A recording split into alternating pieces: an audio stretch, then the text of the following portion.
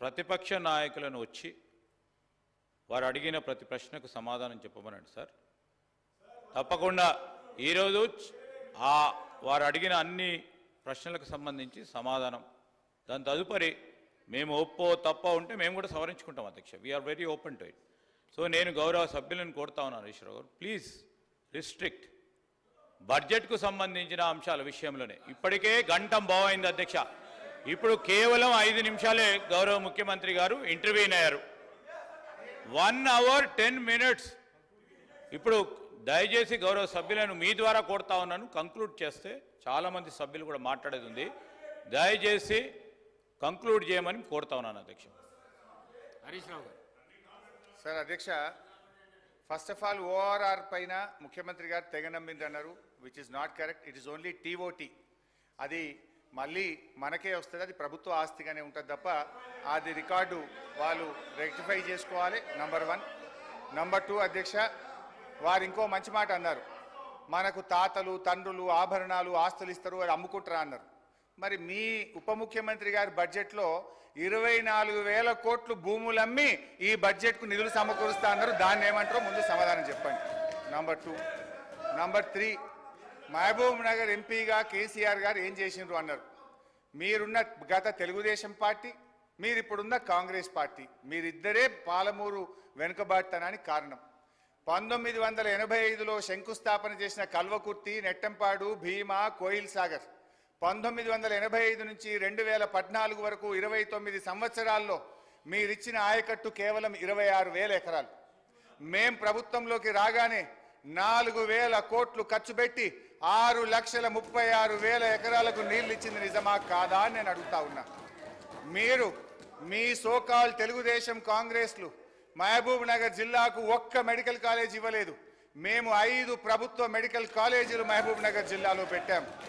అధ్యక్ష, ఇట్లా మహబూబ్ నగర్కి ఏం చేశామో చర్చ పెడదామంటే రోజు పెట్టండి, నేను డీటెయిల్గా చెప్పడానికి రెడీగా ఉన్నా. అధ్యక్ష, అదేవిధంగా కాళేశ్వరం విషయంలో కూడా నేనేదో 80,000 అన్నారు. ఇరిగేషన్ వైట్ పేపర్ విడుదల చేసిన రోజు ఇక్కడి నుంచే నేను మాట్లాడినా. ఆ రోజు 94,000 చెప్పినా, ఈ రోజు 94,000 చెప్పినా మీరు సరిగా గుర్తుపెట్టుకోక సభను తప్పుదో పట్టించారు. ఇకపోతే ఇంకా చాలా విషయాలు అడిగారు, ఆయనకు అన్నిటికీ సమాధానం చెప్పగలుగుతా. బతుకమ్మ చీరల విషయంలో మహిళల్ని అవమానపరిచే విధంగా ముఖ్యమంత్రి గారు మాట్లాడారు. ఆయన వెంటనే క్షమాపణ చెప్పాలి, లేదా దాన్ని సభ రికార్డ్స్ నుంచి తొలగించాలని చెప్పి నేను కోరుతా ఉన్నా. అధ్యక్ష, నేను ముఖ్యమంత్రి గారు చాలాసేపు చెప్పింది కానీ నేను పోతే నా సబ్జెక్టు డీవియేట్ అవుతుందని నేను అందులోకి డీటెయిల్గా పోతలేను. బట్ ఇప్పుడు నా డిస్కషన్ పెట్టండి, I'm ready to answer any question. అధ్యక్ష, ఇట్లా అప్పులు ఆస్తుల గురించి మాట్లాడే క్రమంలో ఈరోజు మెడికల్ కాలేజీలు కానీ, నర్సింగ్ కాలేజీలు కానీ, మీరు కూర్చుంటున్న సచివాలయం కానీ, అప్పుడప్పుడు మీరు రివ్యూకు పోతున్నటువంటి పోలీస్ కమాండ్ కంట్రోల్ రూమ్ కానీ, అదేవిధంగా గురుకులాలు కానీ, ఇట్లా రైతు వేదికలు కానీ, ఎన్నో ప్రగతి భవన్ కానీ, ఇవాళ మా బట్టెన్ ఉంటున్న ప్రగతి భవన్ కానీ, ఇట్లా ఎన్నో ఆస్తుల కల్పన కూడా చేశాం.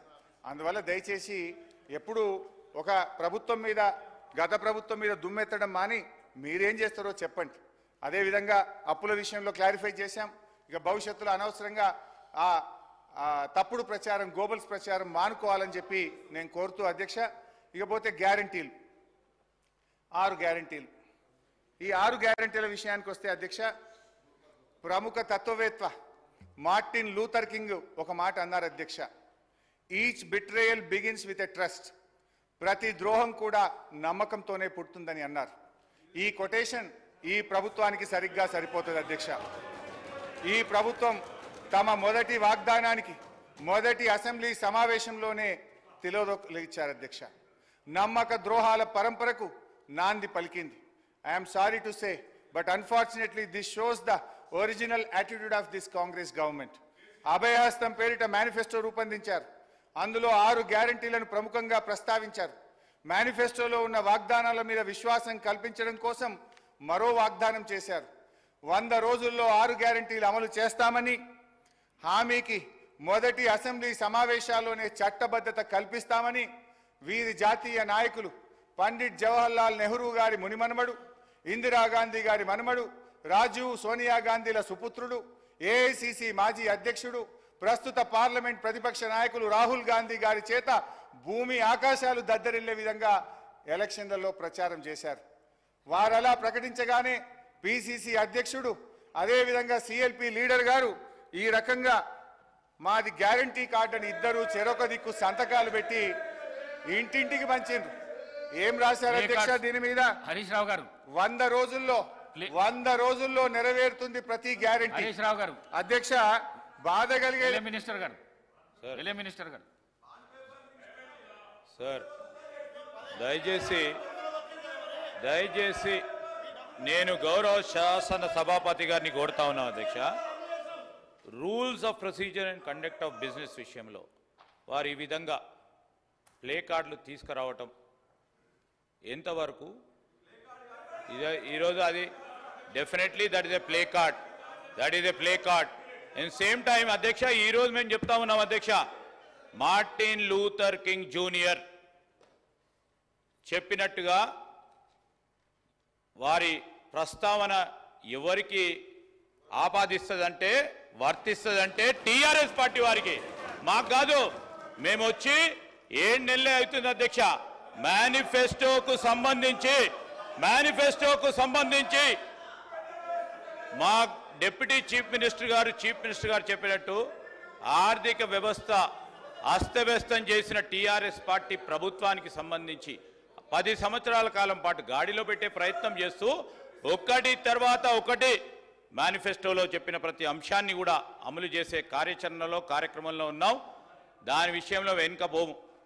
ఈరోజు జవహర్లాల్ నెహ్రూ గారి మునిమన్మడు, ఇందిరాగాంధీ గారి మన్మలు, రాజీవ్ సోనియా గాంధీ గారి తనయులు, రాహుల్ గాంధీ గారి నేతృత్వంలోనే ఈరోజు మా మేనిఫెస్టోకు సంబంధించిన ప్రతి అంశాన్ని తప్పకుండా అమలు చేస్తాం అధ్యక్ష. హరీష్ రావు గారు ఈ ప్లే కార్డ్స్ ఏవైతున్నాయో అవి అందరూ తీసుకొని మార్షల్స్కి ఇచ్చేస్తే ఇస్తారు. ప్లీజ్ ఇస్తాం. ఈ ప్రాక్టీస్ మంచి ప్రాక్టీస్ కాదు. మీరు ఎవరైనా చూపకండి, భయం అవుతుంది అధ్యక్ష. భయం అయితలేదు. సభకు అంతరాయం వాళ్ళకి సార్ మీరు ఇవి రెస్పెక్ట్ యూ సార్. అధ్యక్ష అంటే ఏమైతుందంటే ఇంత ఇంటరప్షన్స్ అయితే నా టైం పోతుంది అధ్యక్ష. దయచేసి ఇంటరప్షన్స్ తగ్గించండి. వాళ్ళు ఆన్సర్ ఎంత 3 గంటలు చెప్పండి, రాత్రి 12 అయినా కూర్చుంటా వింటా అధ్యక్ష. Let them not disturb. అధ్యక్ష 100 రోజుల్లో ఇచ్చిన హామీలు అమలు చేస్తామని, మరి ఆ రోజు బాండ్ పేపర్లు, ఇది గౌరవనీయులు బట్టి విక్రమార్క గారు ఇచ్చిన బాండ్ పేపర్, ఇది బట్టన్న తన శాసనసభలో ప్రతి ఇంటికి ఇచ్చిన బాండ్ పేపర్ ఇది. అయితే బాధ కలిగేది ఏంటంటే అధ్యక్ష, పెద్ద ఆవిడ, వి రెస్పెక్ట్ హర్, గౌరవనీయులు శ్రీమతి సోనియా గాంధీ గారిని కూడా లెటర్ రాయించారు, ప్రతి ఇంటికి పంపారు. ఇది ఏం రాశారు అధ్యక్ష ఇందులో? మేము అధికారంలోకి వచ్చిన 100 రోజుల్లోనే మా గ్యారంటీలు అమలు చేస్తామని మీ తల్లిగా మాటిస్తున్నాను. పాపం అమ్మగారి చేత కూడా అబద్ధం చెప్పించారు. అంటే మీరు చేసిన పని ఏంది అధ్యక్ష? సోనియా గాంధీ గారి చేత లెటర్ రాయించి ఆ అమ్మగారి ప్రతిష్టకు మసకబారే విధంగా చేశారు. రాహుల్ గాంధీ పరువు తీశారు, బాండ్ పేపర్ ఇజ్జత్ తీసేసిండ్రు అధ్యక్ష మీరు. అధ్యక్ష ఈరోజు తీరా 6 గ్యారంటీల అమలుకు చట్టబద్ధత చేస్తారని ప్రజలు పాపం ఎంతో ఆశగా ఎదురు చూశారు. కానీ జరిగింది ఏమిటంటే అధ్యక్ష, ఆశగా ఎదురు చూస్తున్న ఆ ప్రజల కళ్ళల్లో దుమ్ము కొట్టారు. ప్రజలను పక్కదో పట్టించేందుకు మొదటి అసెంబ్లీ సమావేశాల్లో వాళ్ళు ఏదైతే 6 గ్యారంటీలకు చట్టబద్ధత కల్పిస్తారనుకున్నామో అది లేకుండా శ్వేతపత్రాల పేరిట మొదటి శాసనసభలో కపట నాటకం ఆడారు. చట్టబద్ధత ఏమైందని అడుగుదామందంటే రాహుల్ గాంధీ గారు అయితే ఢిల్లీలో ఉంటారు. చట్టబద్ధత హామీ ఏమైందో ఏ కాంగ్రెస్ నాయకులు కూడా దాని గురించి మాట్లాడరు. ముఖ్యమంత్రి గారిని అడుగుదామంటే ఆయనను, గౌరవ ముఖ్యమంత్రి గారిని మాట్లాడిచ్చే వశం కాదు అధ్యక్ష. ఆయనను మాట్లాడిస్తే ఇక ప్రతిపక్షం మీద రగిలిపోతారు, ఫ్రస్ట్రేషన్తో పగిలిపోతూ మాట్లాడుతుంటాడు. ఆయన మాటలు ఎట్లుంటాయంటే అధ్యక్ష, ఆయన మాటలు పేగులు మెడలేసుకుంటా, కనుగుడ్లతో గోటీలాడతా, లాగుల తొండలు జొర్రగొడతా, పండబెట్టి తొక్కుతా, గోసి ఊడగొడతా, లాగులు ఊడగొడతా అంటూ రాక్షస భాషలో చెలరేగిపోతుంటే పాపం సామాన్య ప్రజలు ఈ ముఖ్యమంత్రి గారిని చట్టబద్ధత ఏమైంది, 6 గ్యారెంటీలు ఏమైందని అడిగే ధైర్యం ఉంటుందా అధ్యక్ష? హరీష్ రావు గారు బడ్జెట్ పైన మాట్లాడండి. ఇది నేను మాట్లాడలేను, గౌరవ సభానాయకుడు అన్న మాటలే యాద్ చేసిన. బడ్జెట్లు ఉన్నది అది. అయితే అధ్యక్ష, ఓకే అధ్యక్ష, ప్లీజ్ అధ్యక్ష. అయితే అధ్యక్ష, ఒకరోజు గౌరవ ముఖ్యమంత్రి గారు అల్లూరి సీతారామరాజు గారి కార్యక్రమానికి వెళ్ళారు హైదరాబాద్లో. నేను అనుకోకుండా టీవీ చూస్తున్నాను. అల్లూరి సీతారామరాజు గారి జన్మదిన కార్యక్రమం అనుకుంటా వెంకయ్య నాయుడు గారు వేదిక మీద ఉన్నారు. ఆ వేదికలో మాట్లాడుతూ వెంకయ్య నాయుడు గారు, కొంతమంది ప్రముఖులు, రాజకీయాల్లో భాష బాగలేదు, రోజు రోజుకు దిగజారిపోతుంది, బడ్జెటే దిగజారిపోతుంది అంటే హరీష్ రావు గారు ముఖ్యమంత్రి గారు ప్రామిస్ చేసిండు ఆ రోజు, ఇక ఈ ఆలటి నుంచి నేను భాష మార్చుకుంటా, మంచిగా మాట్లాడతా అన్నాడు. కానీ మార్చుకోలేదు. సరే అధ్యక్ష, ఓకే అధ్యక్ష, ఐ రెస్పెక్ట్ యూ అధ్యక్ష. అధ్యక్ష, నేను అధ్యక్ష, వారట్లా మాట్లాడినా మాకు అభ్యంతరం లేదు అధ్యక్ష. మా బాధల్లా ఆ ముఖ్యమంత్రి కుర్చీకుండే గౌరవం పెరగాలి, ఈ రాష్ట్రం యొక్క ప్రతిష్ట మసకబారద్దనేదే మా తాపత్రయం తప్ప వేరే లేదు. ఒక చిన్న ఎగ్జాంపుల్ చెప్తా అధ్యక్ష. గ్రూప్ 2 ఉద్యోగాల కోసం నిరుద్యోగులందరూ కూడా రోడ్ల మీదకి వచ్చి వాళ్ళు వాయిదా వేయాలని అడిగితే గౌరవ ముఖ్యమంత్రి గారు ఏమన్నారంటే, ఎవరైనా వాయిదా వేయమని అడిగేది, సన్నాసులు అడుగుతున్నారు వాయిదా వేయమని అన్నారు. అన్నాక 3 రోజులకే వాయిదా వేసింది. మరి ఇప్పుడు ఎవరు సన్నాసులు అంటే నేను అనేది ఏంటంటే అధ్యక్ష, దయచేసి అట్లా మాట్లాడకూడదు. అదేవిధంగా మోతీలాల్ అనే ఒక నిరుద్యోగి నిరాహార దీక్ష చేస్తే ముఖ్యమంత్రి గారు ఏమన్నారంటే, ఆయన అప్లికేషనే పెట్టలేదు, ఆయనకు అసలు హాల్ టికెటే లేదు అన్నాడు. తెల్లారైన 3 హాల్ టికెట్లు బయట పెట్టిండు. ఎవరి గౌరవం దెబ్బతిన్నది? మేమనేది ఒక ముఖ్యమంత్రి స్థాయిలో ఉన్నప్పుడు బాధ్యతాయుతంగా మాట్లాడితే రాష్ట్ర గౌరవం బాగుంటుంది, వారికి కూడా మంచిగా ఉంటుంది. ముఖ్యమంత్రి గారి రాజకీయ రొదలో, తిట్ల దాడిలో 6 గ్యారెంటీల చట్టబద్ధత ఏమైంది మహాప్రభు అనే. 1 minute ఒకటి సార్ గౌరవ సభ్యుడు హరీష్ రావు గారు దాదాపు